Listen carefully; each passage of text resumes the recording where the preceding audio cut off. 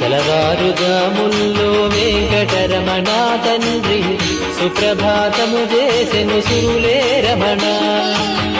పంచామృతములతో వెంకటరమణ తండ్రి నిత్యాభిషేకములే నిత్యము రమణ. వజ్రమకుటంబుతోను వెంకటరమణ తండ్రి శంకు చక్రధారుడవే తిరుమల రమణ.